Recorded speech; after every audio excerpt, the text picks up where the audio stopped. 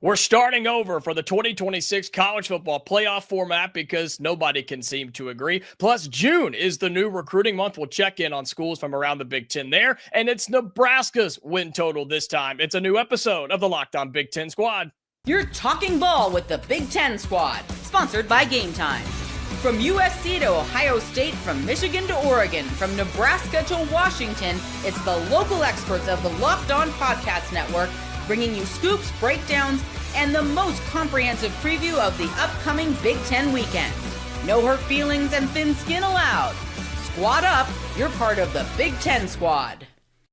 Yes, welcome in. It is the Big Ten Squad, kinda. I don't know if 3 is considered a squad, but we're the ones that care. We're the ones that matter the most. I'm Jacob Goins, host of Locked On Hoosiers. We've got Jay Stevens of Locked On Buckeyes and Zach Anderson-Yoxheimer of Locked On Bruins with UCLA. Guys, we have a lot to talk about today. Nebraska's win total's coming up in just a little bit. Plus, we're checking in with recruiting in the month of June, but we thought we were on the path to a new and improved, new-looking 2026 college football playoff format, and apparently nobody could come to an agreement. So they said, you know what? Let's just restart. Let's just reset and start from the beginning. Jay Stevens, I'll start with you. Are we ever going to come to a conclusion on this thing? Because we do still have to have a postseason at some point in 2026, right? And that's why I think they're going to come to a conclusion at some point. Will it be the week before week 1 of the 2026 season? That's possible. It wouldn't shock me if they got into the middle of the season before making a format, but they will come to some type of conclusion. My only hope now is that when they go to start from scratch, they don't go to 16, they don't go to 14, they stick with 12 and then move that way, do straight seeding and just keep that thing rolling. Because I think straight seeding is a proper way to go. And I understand the pushback from the other conferences about, yeah, we don't like what you guys are proposing. We don't like the Big Ten's thing, or we don't like the SEC's thing. I love the pushback, and I love that people are comfortable standing up and saying, nah, this is stupid. We know we don't have a seat at the table to make a decision, but we can use our own mouths right now and speak very boldly to make sure that our voices are still heard, even if we don't have a seat at the table, to come to a conclusion about what the format should be. I hope they get to something soon. I hate the waiting game, and I hate where we are right now in this sport where we're just changing things so quickly, but I don't think that's going to happen. So you want a decision, but you're also in favor of not rushing to get the wrong decision and waiting it out for the right decision. Ultimately, we won't know until we get into it like we have this past year. But I kind of like that, Jay. Zach, what about you in terms of whether we should make a decision quickly and just kind of figure it out once we get in, or taking enough time and figuring out what's best for all?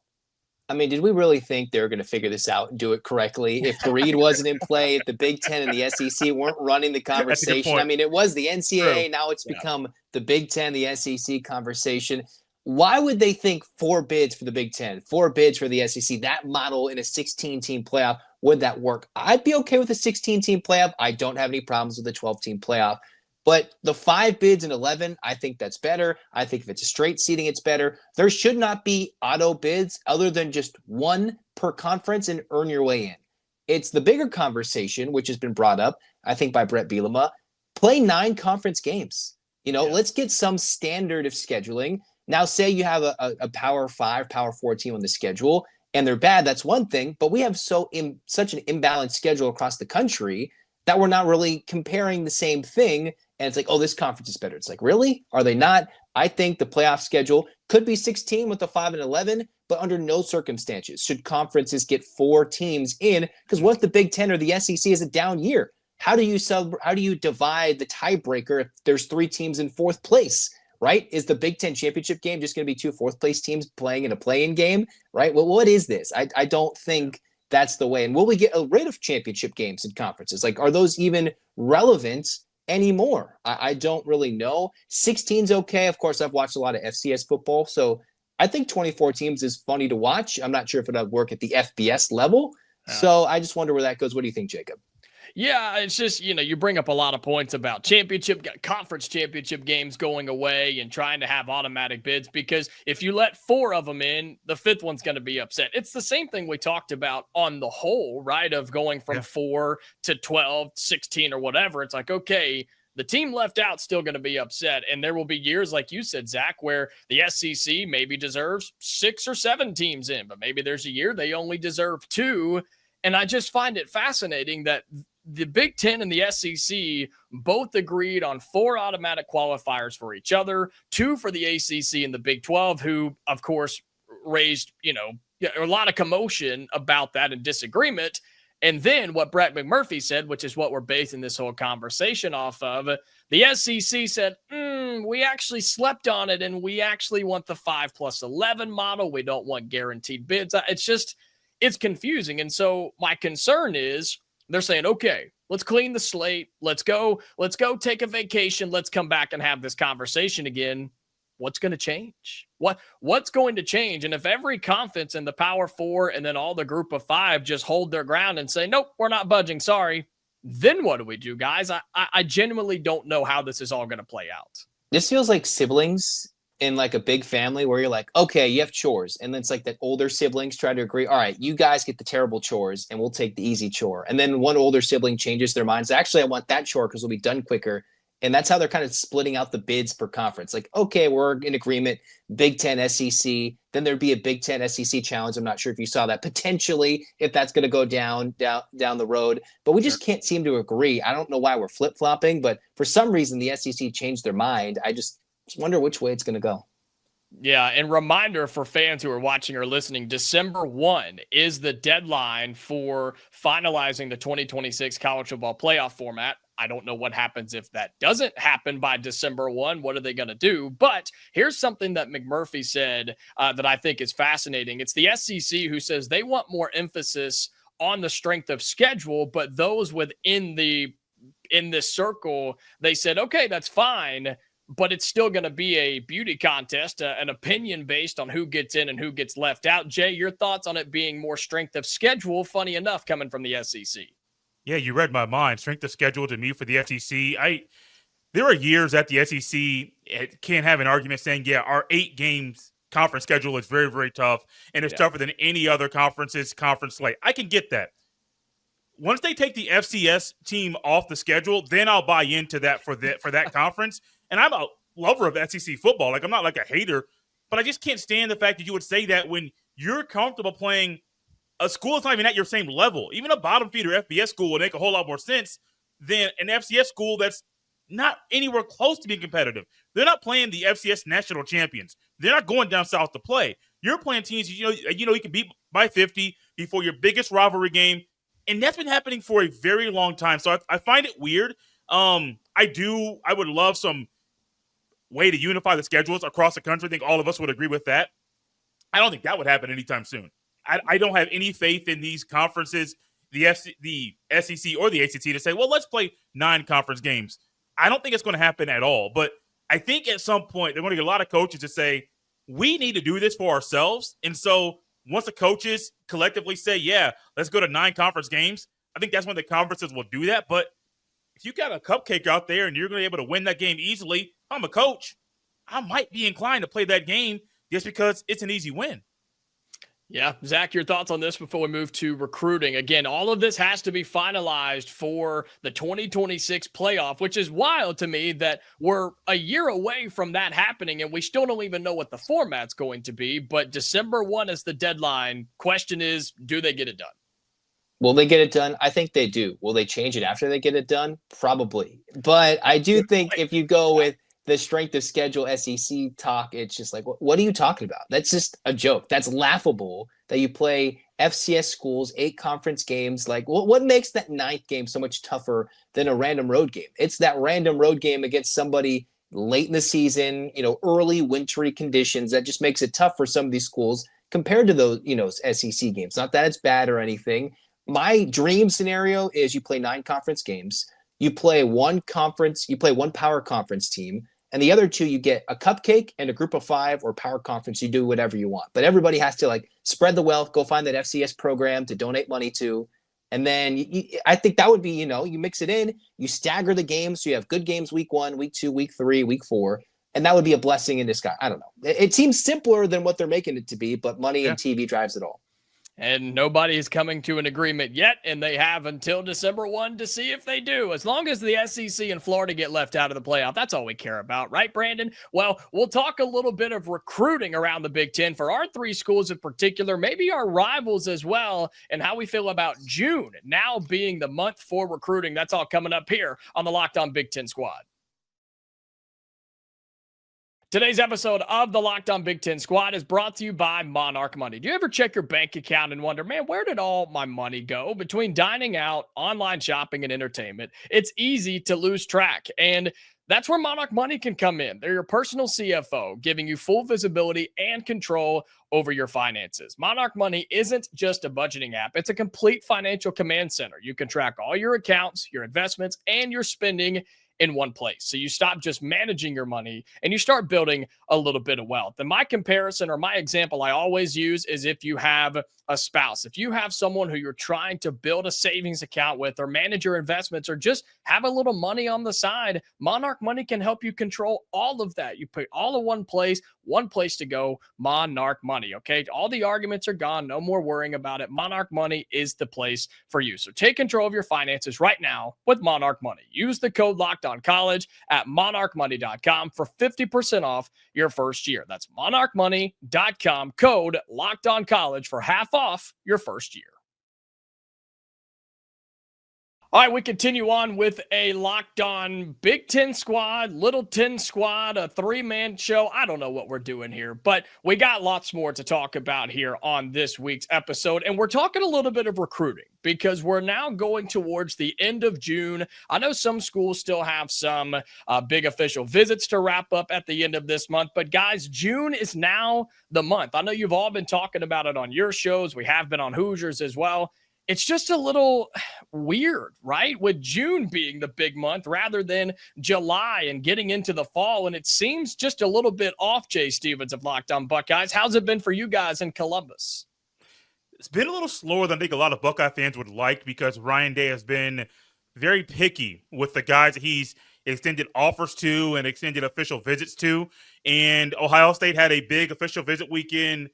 I believe the first weekend in June, they had a big official visit weekend this past weekend where they had 10 plus visitors. Both of those weekends, they've done something different where they've had a couple of guys come in on solo official visits where normally Ryan Day is like, no, you're going to come in with a group, but to accommodate other people's schedules. And one kid was an in-state kid who's already committed. It's like, look, you're here, come in by yourself. It's not a big deal. Get your time on campus and then going back home. But Ohio State's really in a good spot right now. I believe they have 15 guys verbally committed in the 2026 class. Recently got a commitment, the first commitment in the 2028 class.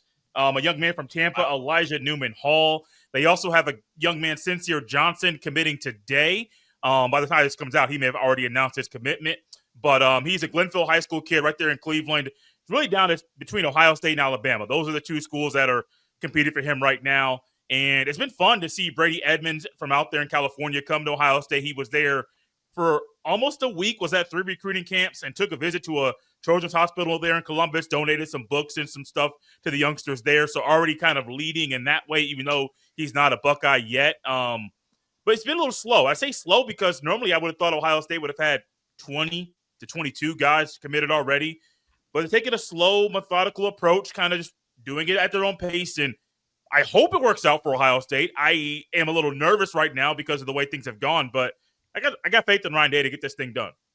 Yeah, we normally here in Bloomington always come down to Indiana and Alabama in recruiting. We hear that a lot for the Indiana Hoosiers. Zach Anderson, Yoxheimer of Locked On UCLA. I've been seeing you guys keeping a little track. You flirting with a top 10 class here and there. It seems like it's changing every day right now with commits going crazy. But flirting with a top 10 class, pushing up against 20 verbal commits for the class of 2026. Are you guys going to catch USC, or is Mark just going to be able to hold that over your head for the end of time? Well, I don't think UCLA is going to catch USC. The USC has so many commits. There's just so many. They have a lot. They're the number one class. They'll be close to number one or number two by the end of the 26 class. The thing is, the fact that UCLA went from the 40s to basically top 10 class in almost 3 weeks. Yeah. Mind you, beginning to mid-May when the recruiting for the 26s started for UCLA, because they spent a little bit of time in the spring. They're a little active in the spring portal window, They're a little focused on Nico, but then they started to focus on the 26s where UCLA hadn't had a commit in the class of 26 for almost 6+ months. So it's like, oh, were they forgotten about? No, they weren't forgotten about. They were just waiting to make their move. UCLA has gotten a string of commits from the middle of May all through June. It's been a big rise. I mean, today, as much as they've been doing great things, they got the top-ranked long snapper. And I know y'all don't care about the long snapper, but hey, they got the top-ranked long snapper in 2026. Giancarlo from Camp Hey, you boast that high, Zach, man. Let's go. But obviously, they've been doing big things. UCLA has now gotten 4 commits from the state of Florida. We shout out Brandon. I don't know what his Gators are doing over there in that state, but UCLA has gotten a stranglehold in terms of, oh, look, they got a recruiting pipeline in the state of Florida. 4 commits in the last week plus. I've been talking with Brian Smith of Locked On the Portal. Yep. The Bruins are going nationally with their recruiting, something I didn't think was possible just a couple of weeks ago. Yeah, that's kind of where we are in Indiana. And actually, yes, talking football recruiting, where we are on the verge of a top 25 class, have 18 verbal commits as this episode will be coming out. And a lot of them are 3 stars, yes, but you talk about branching out, Zach, and that's what Curt Cignetti has done a lot of. We have 9 different states represented in the class of 2026, including Florida, like you mentioned, a couple of kids from Ohio, Jay Stevens. I mean, Indiana starting to branch. We have offensive linemen from Wisconsin, guys. Don't know how that happened, but here we are, where Indiana wins some football games, and all of a sudden people at least want to come and check it out and see what's happening. And there are some IU fans and even some who aren't Indiana fans that are like, it's a bunch of 3 stars, some 4 stars. They're really not going to be that good, but you got to start somewhere, right? Indiana's been terrible for so long. You can't just walk in and compete with the Ohio States or the Alabamas of the world, right? I mean, you have to start somewhere, and Indiana has done a really good job of that. And most of the time, if they come for a visit, they don't leave without a commit. And I think that's something that's really, really big for Curt Cignetti at Indiana. But I'm curious with you guys, Jay with Michigan and Zach with USC, of course, how the rivals are doing. I mean, USC, with all the verbal commits they have, it's going to be tough for anybody to catch them. But what about Michigan, Jay? Are you keeping up with the Wolverines on what they're doing in terms of recruiting? Not keeping up as well as I used to, because this is one of the weird times when Ohio State and Michigan aren't battling for the same guys, not as often as they used to. And okay, I'm not here to try to throw shade at Michigan or anything like that. I think a lot of guys are waiting to figure out what's going to happen with this sign stealing thing. The NCAA is not handing down a punishment.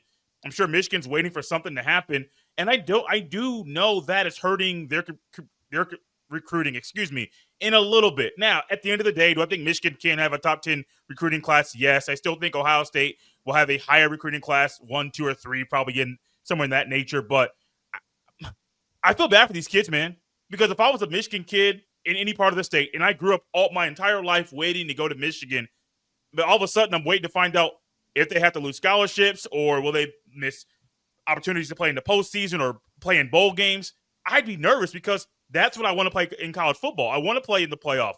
I want to play in bowl games. I don't want to be in a team that's basically where Ohio State was in 2011 or 2012, where you're on probation. You can't really do the things you want to do. So I do know for a fact for Michigan, their recruiting has been going well at times, but I think it could be going better. But that sign stealing thing is still over their head, which that was a few years ago. Like, I don't even care about it like I used to, but the NCAA is just waiting and waiting and waiting to hand down the punishment, which I don't even know if that's going to happen before kickoff of the season, which is pretty bad. I mean, Michigan's ranked like 39th right now if you're looking at recruiting all of us in the country. All of us in this call are above Michigan in recruiting right now. I mean, that's crazy. It is. It is crazy. I didn't know they were that low. I thought they were like at least top 25. The one I'm looking at, they're like 39th. You can obviously look at different ones that might have them higher, but they're 39th. Oregon is 36th, but in the 26 model. But talk about kids being skeptical of going to place somewhere. Oregon? No, I'm just kidding. They have something good going on, but being skeptical of going. They also have money. They also got a lot of money out there too. They do have that, which, does rule the world, especially in college football recruiting. But being skeptical of playing somewhere, USC, I mean, they've got a ton of commits right now, guys, but we've had plenty of conversations here on the squad about what if Lincoln Riley's no longer the coach out there? What if they have a complete change? I mean, that recruiting class is just going to plummet. Kids aren't going to go there, and maybe they just walk across town and go to UCLA, huh, Zach? That would be nice. USC is pushing 30 commits in the class 26. That's absurd. They have a lot. They just beat UCLA in a commitment race for Talanoa Ely. And that would have been a big battle for UCLA to win that. But for USC, they just add on to their commitments. If they do lose, it's funny, right?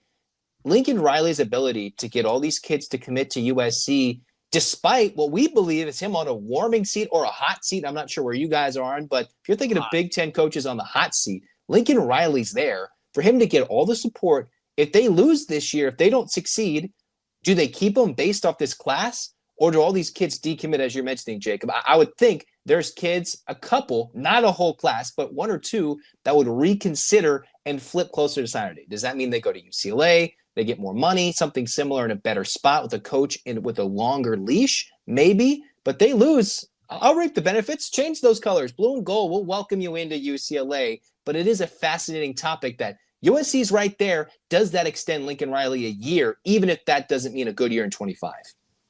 We will see. And a team that we have yet to talk about on the show today, it's Nebraska. And we continue our series of win totals. 7.5 for Nebraska. We talk about that next here on the Big Ten Squad.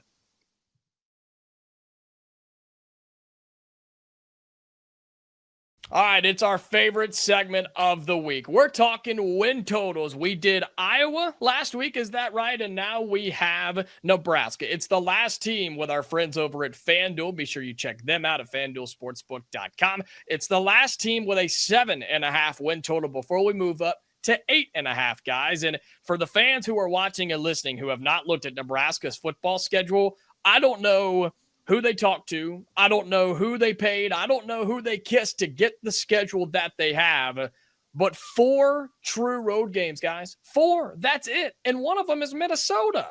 They play a non-conference neutral site game to start the season. Tons of home games in there and lots of opportunities. We'll start with you, Zach Anderson. Yoxheimer, 7.5 win total from the Nebraska Cornhuskers in the year 2025. Over or under, and why? I wanted to be a punk and say under, but I just looked at the schedule. You mentioned how many home games they have. This is their starting schedule. It's Cincinnati, Akron, and Houston Christian. If you're not 3-0, I don't know what you're doing. Hosting Michigan should be a win. Think of Dylan Raiola, sophomore, Matt Rhule. This is one of those years where is he going to dominate? Is, coming into another year at Nebraska, they had so many struggles in one-score games. If they're not 3-1 or 4-0, heading into Michigan State for homecoming at home. Like, they get Michigan and Michigan State at home before going to Maryland. They could be mid-October before they even lose a game, and then they play Minnesota. They could start the season undefeated. They could be the Indiana, if you will, of starting the season unbeaten and easily be over before they have their first loss. That is my thought about this schedule. Is that what's going to happen? I'm not entirely sure, but this is a very, very manageable schedule for them not only to win, but maybe be in the playoff conversation come November before they probably start playing a lot tougher of a schedule. UCLA in there. But all seriousness, then they get Penn State on the road. You host in Iowa. You play USC and go to California with UCLA after that. That's when I think the schedule will be a little tougher. But they'll go over possibly before November.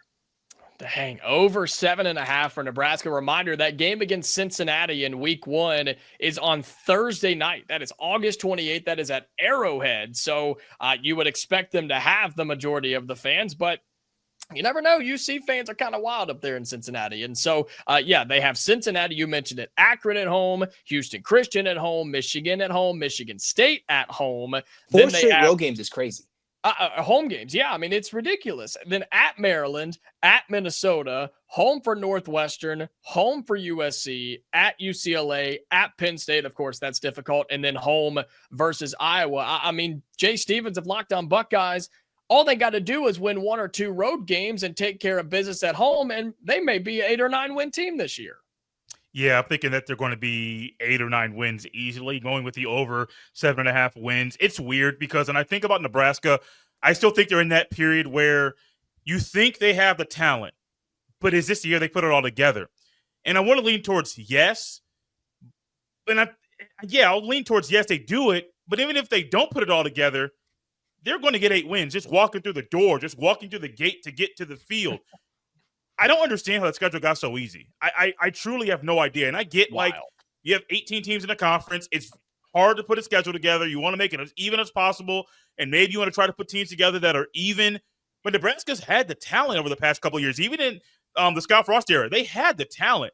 They just didn't play 4 full quarters of football. 8-9 wins should be easy for them. The only one that I'd say is a definite loss is at Penn State. I got 3 toss-up games for them. And they have a bye before the Penn State game, too. Correct. Yes, you do. Yep. The only really true toss-up games I got 3: Michigan, Michigan State, and USC. Everything else to me is an easy win. It's weird. I assumed, probably like Zach and maybe you, Jacob, that this would be an easy under.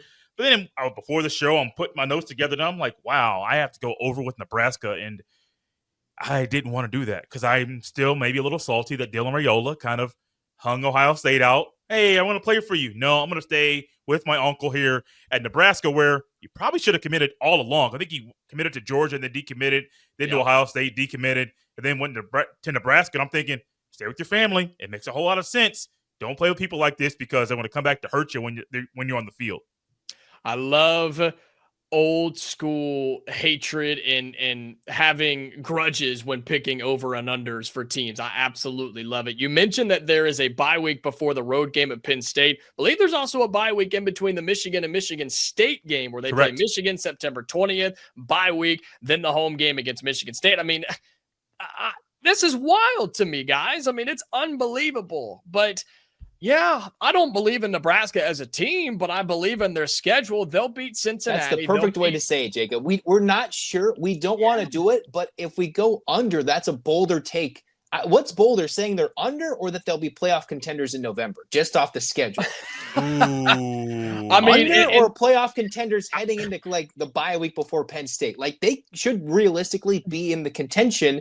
And then we'll find out if they're real by the end of the season. Look at it by November. By November, which is when you really start to have those playoff conversations. We have a couple of rankings out by then, and you've only got a few games left. I mean, you said it, Zach. They absolutely could be undefeated. Maybe one loss if they split Michigan and Michigan State. They're hosting USC Saturday, November 1st. With a chance to just build their playoff reputation and build the hype around Nebraska. I mean, my God, man, I'm going over. I don't like it, but they're going to beat Cincinnati, Akron, Houston Christian. I'll say they split between Michigan and Michigan State. I think they clean sweep Maryland and Minnesota on the road. They'll obviously get Northwestern. I think they beat USC. UCLA on the road is tough, but they don't have to travel as far as some other teams do in the Big Ten. They're not going to Happy Valley and getting a win. And then who knows what the heck's going to happen between Nebraska and Iowa in late November. But even with the toss-up games and you lose them all, they still go over 7.5. And so shout out to Nebraska and their fans, man. They're going to have a lot of fun. And the schedule might be the weakest we've seen so far in our win totals, but they are the last team with 7.5, according to our friends at FanDuel. Next week, guys, we start talking 8.5 win totals, including Indiana, who has an 8.5 win total. So we get to talk about that. Maybe that is next week, and maybe we have a few more folks of the squad. But gentlemen, I appreciate you both showing up. A 3-man squad with Zach Anderson, Yoxheimer of Locked On UCLA, Jay Stevens of Locked On Buckeyes. I'm Jacob Goins of Locked On Hoosiers. Until next time, stay safe, and we'll talk to you later.